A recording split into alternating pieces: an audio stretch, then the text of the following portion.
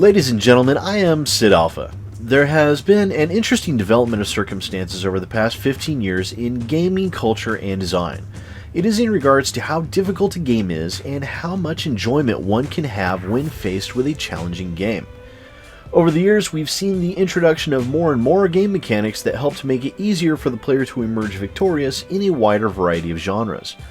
Some of these are also out of necessity, such as an area or world map, fast travel, and quick save. Now, many of these features help to take some of the monotony that a game would otherwise experience out. And at times, these same features can serve to take away some of the challenge that used to be prevalent in older video games. Now here we have Dark Souls 3, and just so everyone knows, this was my first introduction to the Dark Souls game series, and it's been an interesting one. I've seen many of the game mechanics in this game that haven't been implemented in other games in well over a decade. Well, I've seen them, but never to any real effect. Now here we have a game that is not only punishingly difficult, but it prides itself on being punishingly difficult. And the fan base for this game, with their get good mentality, is an interesting microcosm in the current video game industry. Mixed in with an unashamedly very high difficulty level, the game sports set rest/healing points as well as save points. The interesting factor being when you go back to the previous campfire to rest, all the plain enemies that you killed respawn, forcing you to fight back through them.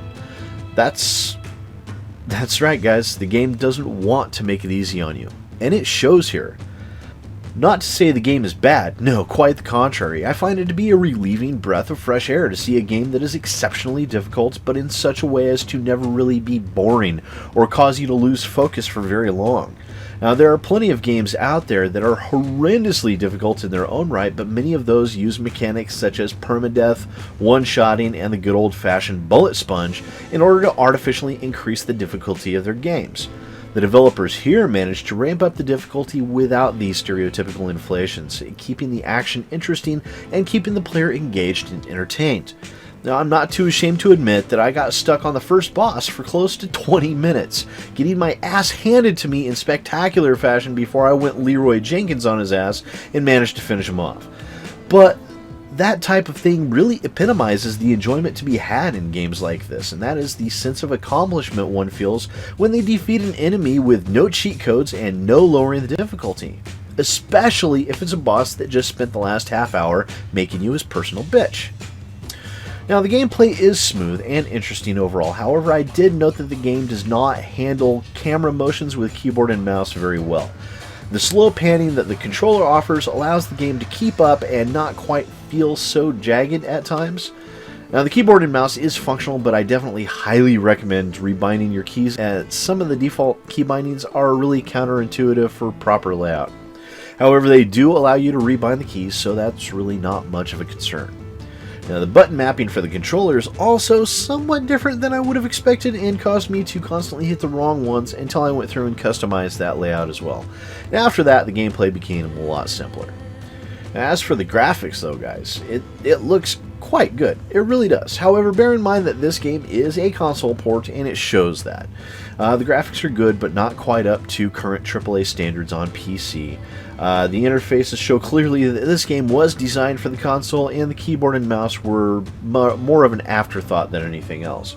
However, even though this is very much a console game, it had no difficulty staying at 60 FPS. Now, the game did crash once at the beginning, but that may have been more out of user error than the game itself, and after playing the game for several hours, I noticed no real frame rate drops, and the game overall did run quite smoothly, and I didn't even really encounter any bugs of any real note. Now, although I have to say the game's story, though, is a bit bland from what I've seen so far, and it tends to drip feed you content. So an earth-shattering story mode will not be found here. This game concentrates more on its gameplay than an interesting story or dialogue, which I feel is a bit of a shame here, and it is an aspect that really could have added some genuine depth to the game. But even with all of that, there is a good amount of content that should keep your average gamer occupied for somewhere between 40 and 60 hours. Probably about half that for the hardcore gamer, which would put me at right around 100 hours to complete this game because I suck.